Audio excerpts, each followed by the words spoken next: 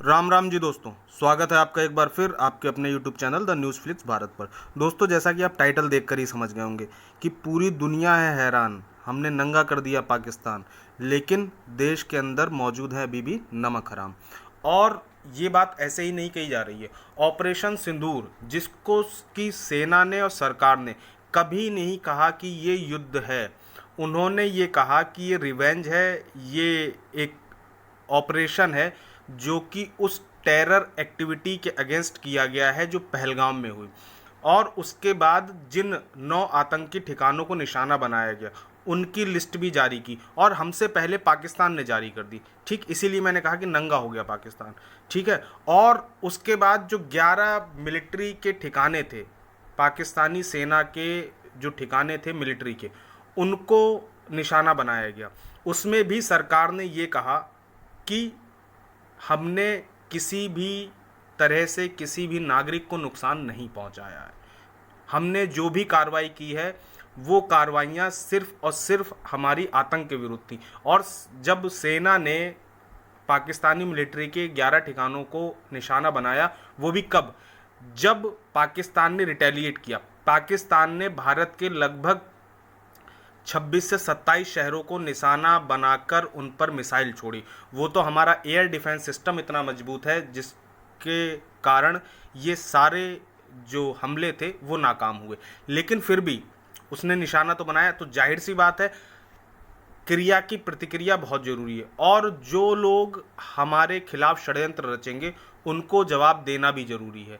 अब यहीं पे सवाल आता है कि जब सेना जवाब दे रही है, सरकार का आदेश है, सरकार का स्पष्ट रुख है इस पर, टेरर के खिलाफ जीरो टॉलरेंस की नीति पर सरकार काम कर रही है। लेकिन यही समस्या सबसे बड़ी पैदा हो जाती है जब सरकार और सेना देश के लिए काम करे, और उस समय देश की सबसे बड़ी पार्टी और उसके साथ साथ जो भी विपक्षी दल हैं वो सरकार के कंधे पर बंदूक रखकर सेना को निशाना बनाते हैं। वो जो भी सवाल पूछ रहे हैं ऑपरेशन सिंदूर को लेकर, वो मौजूदा केंद्र सरकार के कंधे पर बंदूक रख के वो सेना को निशाना बना रहे हैं। हालांकि ऑपरेशन सिंदूर जिस समय हुआ था उस समय एक पीआईएल भी गई थी पहलगाम अटैक को लेके। ठीक, उसे सुप्रीम कोर्ट ने खारिज कर दिया, और सुप्रीम कोर्ट ने स्पष्ट शब्दों में कहा कि प्लीज़ सेना का मनोबल ना गिराएं। उसके बाद भी देश के अंदर जो पूरा इकोसिस्टम काम कर रहा है, मुझे तो ये समझ में नहीं आता, मुझे क्या कई लोग इस बात को समझने में नाकाम हो रहे हैं कि आखिर इन लोगों की समस्या क्या है, ये क्या चाहते हैं, इनकी प्रॉब्लम क्या है। क्या देश में इसी तरीके से आतंकी घटनाएं होती रहें और केवल पेपर पे उन बातों की शिकायत जाती रहे, पाकिस्तान अपना काम करता रहे, चीन अपना काम करता रहे, अमेरिका अपना काम करता रहे, और उसके साथ साथ दुनिया में भारत का जैसे पहले मजाक उड़ता था वैसे ही मजाक बनता रहे। अगर देश की सेना कोई ऑपरेशन चला रही है अपने दुश्मन देश के खिलाफ, ठीक, और उसमें उसको कामयाबी मिल रही है, तो कम से कम सरकार का ना सही, सरकार को आप अप्रिशिएट मत कीजिए। किसी ने नहीं कहा है सरकार को अप्रिशिएट कीजिए, लेकिन कम से कम सेना का मनोबल तो ना गिराइए। सेना कोई आम नागरिक नहीं, सेना इस देश की धरोहर है। और मैंने पहले भी अपने कई वीडियो में कहा है, मैं फिर कह रहा हूं कि जो ये ऑपरेशन की तैयारी की गई थी वो बहुत ही सोच समझकर बड़े रणनीतिक तरीके से की गई थी, क्योंकि देश की सरकार किसी भी हाल में कोई भी जान माल का नुकसान नहीं चाहती। लेकिन फिर भी युद्ध या कोई भी लड़ाई होती है उसमें नुकसान तो होता ही है। हालांकि हमारे जवानों का नुकसान नहीं हुआ, बॉर्डर पर हमारे जो सेना के लोग हैं वो नहीं हताहत हुए, फिर भी जम्मू कश्मीर के पुंछ में जिस तरीके से पाकिस्तान के द्वारा गोलीबारी की गई थी उसमें हमारे कुछ नागरिकों को गोली लगी, उन्हें अपनी जान गंवानी पड़ी, और हमारे बीएसएफ के और सेना के एक अधिकारी को भी अपनी जान गंवानी पड़ी, उनको वहाँ वीरगति मिली। लेकिन अब जो सरकार ने डेलीगेशन तैयार किया है उस डेलीगेशन को भेजना है उन देशों में जो खुद टेरर से पीड़ित हैं, और ये दिखाने के लिए कि हमने जो रणनीति अपनाई या जो कार्रवाई की वो न्याय सम्मत कार्रवाई थी, ना कि हमने बदले की भावना से। और भारत ने कभी भी बदले की भावना से कोई कार्रवाई की ही नहीं है। भारत तो एक तरीके से अगर हम बात करना चाहें तो ऐसा देश है जो अब तक शायद गांधी जी के बताए रास्ते पर ही चलता रहा, लेकिन अब जब गॉडसे वाला रास्ता इख्तियार किया है तो कई लोगों को दर्द होने लगा, कई लोगों को तकलीफ होने लगी है। अब राहुल गांधी जी ने एक सवाल पूछा जयशंकर जी को आगे रखकर। जयशंकर जी ने कहा ये एक प्रोटोकॉल होता है, ठीक, ये जो लोग डिफेंस में, जो लोग विदेश नीति में, जो लोग रक्षा नीति में महारत रखते हैं, जिनको इसकी जानकारी है, वो इस बात को अच्छे से जानते हैं कि जब भी किसी दो देशों के बीच कोई सैन्य कार्रवाई होती है तो उसमें जो देश दूसरे देश पर कार्रवाई करना चाहता है वो इस बात की सूचना दे देता है कि हम जो कार्रवाई कर, देखिए कार्रवाई भी कई तरीके की होती है। एक डायरेक्ट कॉन्फ्लिक्ट होता है, ठीक, एक होता है कि वहाँ उनके आतंकी ठिकानों को निशाना बनाया गया, हमने जो मैसेज दिया पाकिस्तान को, वो मैसेज ये दिया कि हम आतंकी ठिकानों को निशाना बनाने जा रहे हैं, ठीक, और वहाँ से अगर सेना उसके बदले में कोई कार्रवाई करेगी तो फिर उसके अगेंस्ट कार्रवाई भारत की तरफ से भी होगी, ठीक। चूंकि भारत ने कोई भी ऐसी कार्रवाई नहीं की जहां पर पाकिस्तान के आम नागरिक को कोई परेशानी हो, ठीक। अब यहां पर बात ये आती है कि अब जयशंकर जी के इसी स्टेटमेंट को पकड़कर पूरा विपक्ष सरकार को घेरने में लगा हुआ है कि ये देशद्रोह है, ये देश से धोखा है, ये देश की और सेना की जो है जानकारी, या जो हम अटैक करने वाले हैं उसकी जानकारी देना देश को धोखा देने के बराबर है, ठीक है।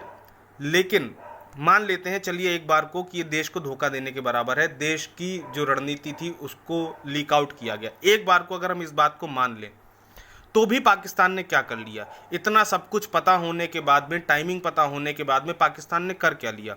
पाकिस्तान के तो सारे एयर डिफेंस सिस्टम ही फेल हो गए। पाकिस्तान में जिस तरह जाके हमारी ब्रह्मोस मिसाइल ने जो आतंक मचाया, जो कोहराम मचाया, उसका नज़ारा देखकर ये वो 16 देश हैं जो हमसे डिफेंस ट्रेड के लिए अब रिक्वेस्ट कर रहे हैं, जो कि किसी समय में चीन, अमेरिका जैसे बड़े बड़े विकसित देशों से हथियार खरीदते थे, अब वो हमसे हथियार खरीदना चाह रहे हैं। तो मूल बात क्या है? मूल बात यह है कांग्रेस पार्टी जिस तरीके से जब भी देश को लेकर, देश में कोई भी ऐसा काम होता है जिससे देश का गौरव बढ़े, सेना का गौरव बढ़े और देश का सम्मान बढ़े, कांग्रेस पार्टी हमेशा से एक ही काम करती है, देश को नीचा दिखाने का। अब ये जो 16 देश है, आखिर ये भी तो इसी धरातल पर, इसी पृथ्वी पर मौजूद देश हैं जो हमसे हथियार खरीदना चाहते हैं, जो कभी पाकिस्तान, चाइना से और अमेरिका से हथियार खरीदते थे। लेकिन इस ऑपरेशन सिंदूर के बाद जब उन्होंने देखा कि अमेरिका और चाइना दोनों के ही हथियारों को भारत ने किस तरीके से डिस्ट्रॉय किया, पूरा एयर डिफेंस सिस्टम जो कि चाइना ने बनाकर दिया था पाकिस्तान को, उसको डिस्ट्रॉय कर दिया। तो मुख्य बात यह है कि अब ये जो कार्रवाई हुई, इस कार्रवाई के बाद भारत का जो कद बढ़ा, और मैंने आपको पिछले वीडियो में भी बताया कि समस्या इस बात की नहीं है कि ये कार्रवाई हो गई, पाकिस्तान बर्बाद हो गया, पाकिस्तान घुटनों पे आ गया ना, मसला ये नहीं है, मसला कुछ और है और बहुत बड़ा है। चूंकि अगर किसी देश की विकास की गति को रोकना है, उसकी आर्थिक तरक्की को रोकना है, तो आप उस देश के अंदर दो स्थितियां पैदा कर दीजिए। दो क्या, मैं कहूँगा 3 स्थितियां। पहली, उस देश के अंदर ऐसी स्थिति परिस्थिति बना दीजिए कि वहाँ गृह युद्ध जैसी स्थितियां तैयार हो जाएं। दूसरा, उस देश को किसी भी हाल में, किसी भी तरीके से किसी युद्ध में इंगेज कर दीजिए, उसको किसी युद्ध में भिड़ा दीजिए, ठीक, अपने आप उसकी गति रुक जाएगी। तीसरा, जो कि पाकिस्तान के द्वारा भेजे गए आतंकवाद से भारत पिछले 70 सालों से लड़ रहा है, 75 सालों से लड़ रहा है, तीसरा ये है। तो भारत को इन तीनों ही मोर्चों पर घेरने की तैयारी थी। एक तो आतंकवादी भेजो, भारत में सुख चैन जो शांति बनी हुई है, भारत जिस तरीके से दिन प्रतिदिन, दिन दूनी रात चौगनी तरक्की कर रहा है और विश्व पटल पर आगे बढ़ रहा है, उसको रोकना। दूसरी चीज, जो दुनिया की 2 बड़ी महाशक्तियां हैं, वो कभी भी नहीं चाहेंगी कि भारत जैसा देश इन दोनों को टक्कर दे। क्यों? क्योंकि नंबर 1 की लड़ाई अमेरिका और चाइना के बीच है। इसी बीच तीसरी विश्व की महाशक्ति के रूप में उभरा कौन? भारत, ठीक। और भारत की इस उभरती हुई ताकत को रोकने के लिए चीन और अमेरिका अपना पूरा सामर्थ्य लगाना चाहते हैं। और आपने देखा होगा पिछले 8 महीनों का, 9 महीनों का या पिछले 1 साल का पूरा रिकॉर्ड खंगालने की कोशिश करेंगे आप, जितने भी बहुत बड़े राजनीतिक घटनाक्रम हुए हो या जितनी भी श्रीलंका में, बांग्लादेश में स्थितियां परिस्थितियां बदली, वो भारत के आसपास के देशों में ही हुई। क्यों? क्योंकि सबको उम्मीद थी कि इस बार का जो चुनाव हुआ 2024 का, उसमें भारतीय जनता पार्टी की सरकार नहीं बनेगी। लेकिन जैसे ही सरकार बन गई, अब इन लोगों को ये लगने लगा कि अरे ये तो भारतीय जनता पार्टी की सरकार बन गई और नरेंद्र मोदी फिर से प्रधानमंत्री बन गए, तो नरेंद्र मोदी को रोकने के लिए जरूरी है देश की गति को रोकना। तो उन्होंने क्या किया, पहले बांग्लादेश को निशाना बनाया, फिर उसके बाद श्रीलंका को निशाना बनाया, और इसी कड़ी में उन्होंने क्या किया, ये जो पहलगाम की घटना है, ये हो सकता है अचानक हुई हो, लेकिन आपको एक चीज और बता दें, ये घटना अचानक नहीं हुई। पहलगाम की सैटेलाइट इमेजेस खरीदी गई हैं पाकिस्तान के एक एजेंट के द्वारा, जो कि अमेरिका में रहता है, और उसने मैक्सर टेक्नोलॉजीज के नाम से एक कंपनी है, उससे ये इमेजेस खरीदी और इन इमेजेस को पाकिस्तान भेजा। ठीक, दूसरी चीज़ हम ये बात कर रहे हैं कि अगर हम ये मान भी लें कि ये घटना पूर्व नियोजित नहीं थी, फिर भी जो लोग कहते हैं कि इस देश के अंदर जो हिंदू मुस्लिम की एक दीवार खड़ी करके, हिंदू मुस्लिम का एक लबादा पहना के जो देश की सौहार्द को, देश की जो एकता है उसको तोड़ने का प्रयास हो रहा है, तो मैं उन सभी लोगों से एक बात पूछना चाहता हूं कि आखिर सारी जिम्मेदारी इस देश के अंदर जो गैर मुस्लिम लोग हैं उन्हीं की है, वही सारा भाईचारा निभाएंगे, वही सारी कुर्बानियां देंगे, वही सारा त्याग करेंगे, वही अपने लोगों को मरवाएंगे। मुसलमानों की कोई जिम्मेदारी नहीं है। आपने देखा होगा जब से ऑपरेशन सिंदूर हुआ है, उसके बाद से जगह जगह लोगों ने क्या किया, पाकिस्तान के झंडे सड़क पर लगाए। और आपने देखा होगा, एक चीज़ बहुत अच्छे से नोट की होगी कि पाकिस्तान का झंडा सड़क पर होने से जितने मुसलमान लोग थे, वो लोग उस झंडे को बचा कर निकल रहे थे। लेकिन जिन लोगों को पाकिस्तान से मतलब नहीं है, वो लोग उसी झंडे के ऊपर से अपना वाहन निकाल ले रहे थे। तो सबसे बड़ी बात यह है कि आज भी इस देश के अंदर, जो मैंने शब्द बोला कि नमक हराम इस देश के अंदर बैठे हैं, इन लोगों से हमें सबसे बड़ा खतरा है। हम लोग पाकिस्तान को सबक सिखा चुके हैं। एक झटके में पाकिस्तान सिर्फ 4 दिन की कार्रवाई में पाकिस्तान घुटनों पर आ गया। लेकिन जो लोग देश के अंदर बैठे हैं उनका क्या? अब जो शादी वाला सिलसिला है, जो निकाहनामा पढ़ा जाता है पाकिस्तान में, ठीक, वो लोग रहते हैं हिंदुस्तान में, खाते हिंदुस्तान का, पीते हिंदुस्तान का, और जो बच्चे पैदा हो रहे हैं वो बच्चे कहाँ जाएंगे? वो भी तो पाकिस्तानी बाप है उनका, तो उनकी भी तो लॉयल्टी पाकिस्तान के प्रति है, भारत के प्रति उनकी कोई लॉयल्टी नहीं है। जो लोग ये बात दिखाने की, समझाने की का प्रयास कर रहे हैं कि मुसलमान की लॉयल्टी भारत के प्रति है, अगर भारत के प्रति लॉयल्टी है तो आपने देखा होगा कितने मुसलमानों ने पाकिस्तान के खिलाफ कुछ बोला। और तो और बॉलीवुड, जो सिवाय भाईचारा दिखाने के कुछ नहीं करता है, उनमें से कितने लोगों ने बोला पाकिस्तान के खिलाफ? कोई नहीं बोलेगा। यहीं पर एक चीज़ सामने आती है, जो फिल्म थी शौर्य, उसमें जो रुद्र प्रताप सिंह का कैरेक्टर है, जिसको के मैनन ने प्ले किया है, उसमें जो इन्होंने बात बोली कि इसके खून में जो लॉयल्टी है वो इसके दीन, इसके मजहब के प्रति है, देश के प्रति नहीं है, तो वो बात आज बिल्कुल आपके सामने उजागर भी हो रही है और आपको साक्षात दिखाई भी दे रहा है। ठीक है, अब जो देश के अंदर नमक हराम बैठे हैं, उनमें भी एक अब नया नाम जुड़ा है, वो है ज्योति मल्होत्रा का। क्या आप इस बात को मान सकते हैं या इमेजिन कर सकते हैं कि आदमी पैसे के लालच में अपना देश बेच सकता है, अपना ज़मीर बेच सकता है? ये वही ज्योति मल्होत्रा है जिसके इंस्टाग्राम पर, फेसबुक पर इतने ज़्यादा फॉलोअर्स हैं, और ये एक तरीके की पाकिस्तान की स्लीपर सेल थी भारत में, जो भारत में रहकर भारत की जो जानकारियां हैं, सैन्य जानकारियां हैं, उनको पाकिस्तान फॉरवर्ड कर रही थी। और मैं सरकार से अपील करना चाहूँगा, ठीक है, जितने भी बड़े यूट्यूबर हैं, बड़े छोटे सभी, बड़े ही क्या, बड़े छोटे सभी, और जो एब्रॉड जाते हैं, ठीक, दुनिया के विभिन्न देशों में जाते हैं, ऐसा ही नहीं कि पाकिस्तान जा रहे हैं तभी उन पर कार्रवाई हो ना, दुनिया के और देशों में भी जाते हैं।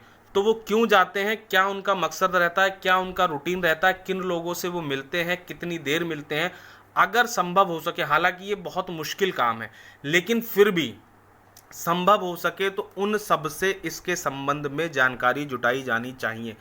क्योंकि जरूरी नहीं जो पाकिस्तान जाएगा वही पाकिस्तान की भाषा बोलेगा, जरूरी नहीं जो पाकिस्तान नहीं जा रहा है वो भी सही हो, वो भी पाकिस्तान के प्रति हमदर्दी ना रखता हो। जाने कितने लोग हैं जो दुनिया के विभिन्न देशों में रहते हैं, भारतीय हैं कहने को, लेकिन उनकी हमदर्दी आज भी पाकिस्तान के प्रति है। समझ में नहीं आता आखिर पाकिस्तान के प्रति इतनी हमदर्दी का कारण क्या है। क्या उनको आतंकवाद इतना प्यारा है? क्या उनको दुनिया के अंदर शांति जैसी कोई चीज़ नहीं चाहिए? क्या उनको जो निर्दोष लोग मारे जाते हैं उनके मरने से कोई फर्क नहीं पड़ता? फर्क पड़ता है। कब पड़ता है? जब कोई अपना मारा जाता है, तब तक फर्क नहीं पड़ता जब तक पड़ोसी के यहाँ कोई पिट रहा है। लेकिन जब पिटने का नंबर अपना आता है, अपने यहाँ पिटाई की नौबत आती है, तब लगता है कि हाँ अब कुछ होना चाहिए, अब हमारे साथ गलत हुआ है। ठीक, तो ये मानसिकता जब तक हमारी रहेगी, और हमें एक चीज़, और हम सभी को, हम सभी देशवासियों को इस चीज़ को बखूबी समझना चाहिए, इस चीज़ पर बखूबी ध्यान देना चाहिए कि हमारे इर्द गिर्द जो लोग भी रह रहे हैं उनकी गतिविधियों पर हमें विशेष ध्यान रखना चाहिए। खासकर अगर वो मुस्लिम हैं और उनकी आवाजाही या उनके लिंक पाकिस्तान से हैं, क्योंकि पाकिस्तान से लिंक होने का मतलब है जितने भी हमारे सॉफ्ट टारगेट हैं, जितने भी हमारे जो ये सोशल मीडिया इन्फ्लुएंसर्स हैं, जो ऑनलाइन ब्लॉगिंग करते हैं, जो लोग वंदे भारत, हमारे जितने भी डेस्टिनेशंस हैं, जितने भी हमारे घूमने वाले टूरिस्ट प्लेसेस हैं, हमारे मंदिरों में, हमारे जो तीर्थ स्थल हैं, वहाँ जाकर वीडियो बनाते हैं और उसका लाइव टेलीकास्ट दिखाते हैं, इन सभी पर रोक लगनी चाहिए। क्योंकि डायरेक्ट इनडायरेक्ट वे में वो किसी ना किसी रूप में, भले ही उनका इंटेंशन ना हो, देखिए यहाँ पर जो मैं बात बोल रहा हूँ वो बात मैं सुरक्षा के लिहाज से बोल रहा हूँ, ठीक, उसमें मैं भी शामिल हो सकता हूँ। हो सकता है मैं जाने अनजाने किसी ऐसी जगह पहुँच जाऊँ जहाँ मैं लाइव टेलीकास्ट करके अपनी बात बोलने का प्रयास करूँ, लेकिन उसके साथ साथ कुछ हो सकता है गुप्त जानकारी मेरे मुंह से निकल जाए जो कि नहीं मुझे बोलनी चाहिए, और उसका फ़ायदा पड़ोसी देश उठाए, उसका फ़ायदा हमारा दुश्मन उठाए। तो as a content creator, as a social media influencer, जितने भी लोग हैं सभी इस श्रेणी में नहीं हैं, ठीक है, सभी इस श्रेणी में नहीं हैं, लेकिन फिर भी जितने लोग भी ऑनलाइन ब्लॉगिंग करते हैं, जितने भी सोशल मीडिया पर एक्टिव लोग हैं, कंटेंट क्रिएटर हैं, सोशल मीडिया इन्फ्लुएंसर हैं, उन सभी से भी रिक्वेस्ट है, प्लीज़ कोई भी ऐसा काम मत कीजिए जिससे भारत की, हमारे देश की, हमारी मातृभूमि की सिक्योरिटी पर कोई आँच आए, किसी हमारे दुश्मन को हमारी गुप्त जानकारी प्राप्त हो, ठीक। और अब जैसा कि मैं पुराने वीडियोस में अपने बोल चुका हूँ कि ये सभी लोग एक टाइम पर आके सबूत मांगेंगे, और वही सिलसिला फिर से शुरू हो गया। सबूत मांगा जा रहा है कि हमारे कितने प्लेन्स पाकिस्तान ने मार गिराए, ठीक, जबकि, और दूसरा सीज फायर को लेके, जबकि ना तो देश की सरकार ने, ना देश की सेना ने किसी भी प्रकार का अपनी तरफ से इस बात को बोला है कि हमने सीज फायर किया है, और जिसके यहाँ कार्रवाई हुई है वो खुद चिल्ला चिल्ला कर दुनिया को बता रहा है, दुनिया को दिखा रहा है, दुनिया से भीख मांग रहा है कि देखिए भारत ने हमारे यहाँ क्या किया है, भारत ने हमें बर्बाद कर दिया है। लेकिन उसके बाद भी हमारे देश के अंदर पाकिस्तान प्रेम से ग्रसित कुछ लोग ऐसे हैं जिनको अभी भी सबूत चाहिए। पाकिस्तान जिसके यहाँ कार्रवाई हुई वो चीख चीख के, चिल्ला चिल्ला के पूरी दुनिया में ये बात गाता घूम रहा है कि भारत ने हमें बर्बाद कर दिया, भारत ने हमें नंगा कर दिया, नंगा करके मारा है। लेकिन फिर भी हमारे यहाँ जो प्रो पाकिस्तानी मेंटेलिटी के लोग हैं, प्रो पाकिस्तानी मानसिकता के लोग हैं, वो अब भी देश के अंदर सबूत मांग रहे हैं कि आखिर ऑपरेशन सिंदूर की सक्सेस कितनी है। उन्हें पाकिस्तान पर भी भरोसा नहीं है। ठीक, और तो और अमेरिका, चाइना चीख चीख कर इस बात की गवाही दे रहे हैं कि पाकिस्तान बर्बाद हो गया है। क्या आपको लगता है कि ये सीज फायर जो कि डोनाल्ड ट्रंप ने करने का प्रयास किया, या डोनाल्ड ट्रंप ने उस बात को बोला फिर उसके बाद पलटी मारी, क्या इतना आसान था डोनाल्ड ट्रंप का पलटी मारना? क्यों पलटी मारी? क्योंकि देश की सरकार ने डोनाल्ड ट्रंप का नाम लिए बिना इस बात को कहा कि हमने किसी प्रकार का कोई सीज फायर नहीं किया है, ऑपरेशन सिंदूर अभी जारी है, और यदि हमने सैन्य कार्रवाई को अभी रोका है, ठीक, सीज फायर नहीं किया है, सैन्य कार्रवाई को अभी स्थगित किया है। ठीक, क्यों? क्योंकि पाकिस्तानी डीजीएमओ ने फ़ोन किया भारतीय सेना के डीजीएमओ को कि प्लीज़ कार्रवाई रोक, कुछ समय के लिए रोक दीजिए, ना कि सीज फायर हुआ है। ठीक, तो ये बार बार जो इस बात को बताने का, भुनाने का विपक्ष प्रयास कर रहा है। और आपको एक चीज़ बता दें, ये पहल भारत की तरफ से नहीं हुई, ये पाकिस्तान से फोन आया, और पाकिस्तान ने बैकडोर से जितने भी डिप्लोमेटिक चैनल होते थे उसने अपने सारे डिप्लोमेटिक चैनल इस्तेमाल किए इस कार्रवाई को रुकवाने के लिए। क्यों? क्योंकि पाकिस्तान के अंदर जो उनका न्यूक्लियर इस्टेब्लिशमेंट है, जो उनके न्यूक्लियर वेपन्स हैं जहां पर वो रखे हुए हैं, भारत की ब्रह्मोस मिसाइल ने उसके एंट्री और एग्जिट, जो किराना हिल्स है उसके एंट्री और एग्जिट दोनों को बर्बाद किया। उसके साथ साथ जो कि बताया जाता है कि जो बंकर हैं, जिन बंकरों के अंदर परमाणु हथियार रखे हुए हैं, वो चीन ने बनाए हैं, और इतने मजबूत बनाए हैं कि उस पर किसी भी मिसाइल का, किसी भी और तरीके की किस वेपन का कोई असर नहीं होगा। लेकिन आप देखिए, भारत की ब्रह्मोस मिसाइल ने उस चीन के बनाए हुए पूरे सिस्टम को तहस नहस कर दिया।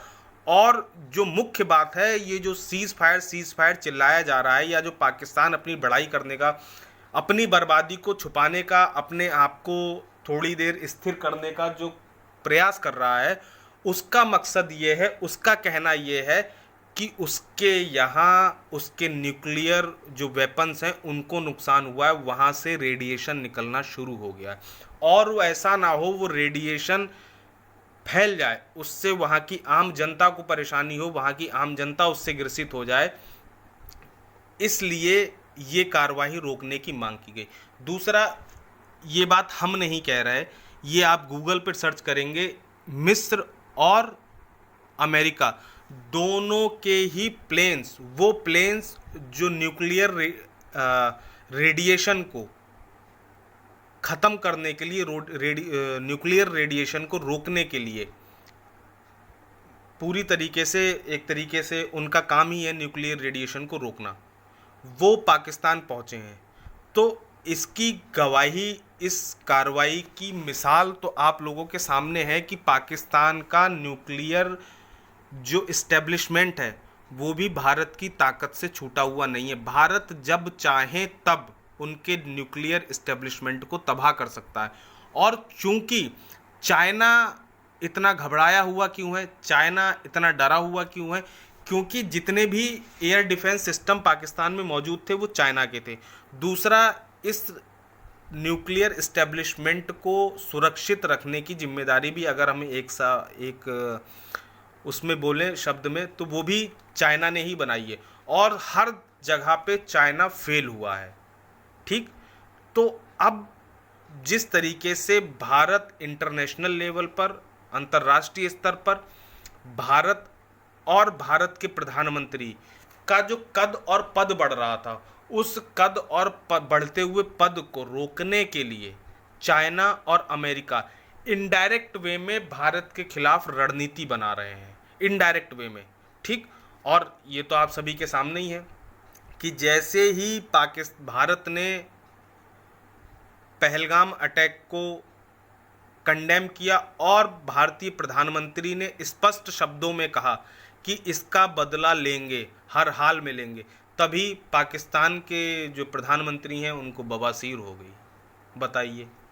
और एक प्रधानमंत्री को बवासीर होती है, उसी दौरान दूसरे प्रधानमंत्री का रेप होता है जो पूर्व प्रधानमंत्री हैं। तो पाकिस्तान ऐसा देश जिसकी देश दुनिया में उसके अपने देश में इज्जत नहीं है। दूसरा, बलोचों ने जिस तरीके से पाकिस्तान को पीटा है, पाकिस्तानी सेना को पीटा है, ये भी किसी से छुपा हुआ नहीं है।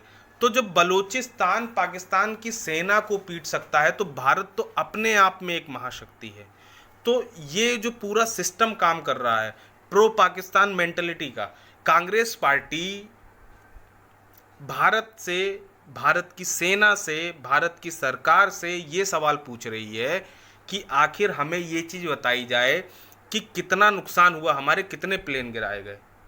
और उसका आज ऑपरेशन सिंदूर जो है उसका एक नया वीडियो भारतीय सेना ने जारी किया है। ठीक, अब मैं आपको एक चीज़ और बता दूं, कांग्रेस पार्टी ने दफ्तर खोला टर्की में, इस्तांबुल में।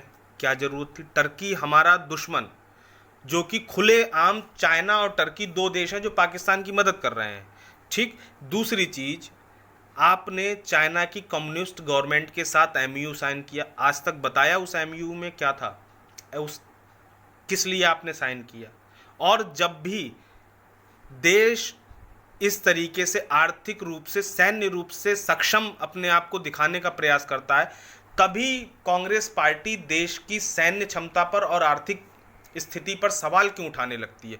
अब मैं आपको बता दूं, जो लोग ये मांग करने की कोशिश कर रहे हैं, जो लोग ये पूछने का प्रयास कर रहे हैं कि आखिर कितने प्लेन गिराए गए, तो मैं उनको बता देता हूं कि अगर भारत का एक भी प्लेन गिरा होता, एक भी राफेल पाकिस्तान के द्वारा गिराया गया होता, तो पाकिस्तान ने अब तक पूरी दुनिया में चाइना और अमेरिका की मदद से इस पूरे नैरेटिव को खड़ा कर दिया होता, इस पूरी बात को चिल्ला चिल्ला कर बताया होता।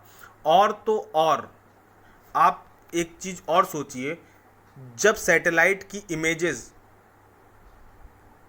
पहलगाम का पूरा एटमॉस्फेयर कैप्चर कर सकती हैं, तो क्या वो सैटेलाइट की इमेजें, वो सैटेलाइट्स, अगर कोई भारत का प्लेन दुर्घटनाग्रस्त हुआ होता, उसको पाकिस्तान ने मार गिराया होता, तो क्या वो भारत की उस प्लेन की इमेजेस पाकिस्तान के पास नहीं जाती?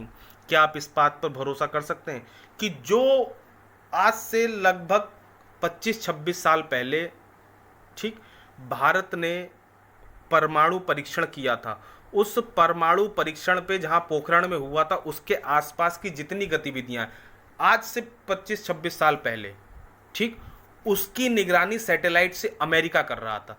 और भारत के अंदर अमेरिका के, पाकिस्तान के, चाइना के सभी एजेंट्स मौजूद थे जो लगातार भारत की जो परमाणु परीक्षण की जानकारी थी या भारत कुछ ऐसा करने जा रहा है, वो मिनट टू मिनट पाकिस्तान को, अमेरिका को पहुंचाई जा रही थी आज से 26 साल पहले।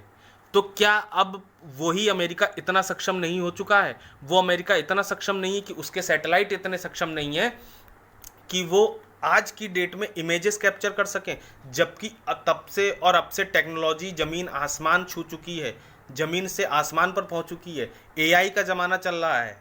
ठीक, तो सैटेलाइट इमेजेस किसी को ढूंढे नहीं मिली, एक भी प्लेन नहीं मिला, और जिनको दिखाने का प्रयास किया वो खुद के पाकिस्तान के अपने प्लेन थे, ठीक, जिनमें F-16 और जो JF-17 या JF-7 जो चाइना ने बना कर दिया है। तो ये केवल और केवल भारत को नीचा दिखाने का, भारत को बैकफुट पर ले जाने का षड्यंत्र है। जो मौजूदा देश की सरकार है उसको नीचा दिखाने का षड्यंत्र है, और इससे ज़्यादा कुछ नहीं। बस भारत सबके सामने उसी स्थिति में खड़ा रहे जिस स्थिति में उसको देखकर सब लोग खुश होते हैं, असहाय देखकर खुश होते हैं। ठीक, तो दोस्तों आज के इस वीडियो में इतना ही। आगे फिर किसी नए वीडियो में आप सभी से मुलाकात होगी। तब तक आप लोग हमारे चैनल को लाइक कीजिए, शेयर कीजिए और सब्सक्राइब कीजिए। साथ ही बेल आइकॉन दबाना ना भूलिएगा ताकि आपको आने वाले वीडियोस का रेगुलर नोटिफिकेशन मिलता रहे। और दोस्तों सबसे बड़ी चीज़, अपने आसपास के लोगों को, अपने आसपास के दुश्मनों को, देश के अंदर रह रहे नमक हरामों को पहचानिए। ये नमक हराम आपके और हमारे परिवार के लिए खतरा हैं, खतरा थे और खतरा रहेंगे। जय हिंद, वंदे मातरम, भारत माता की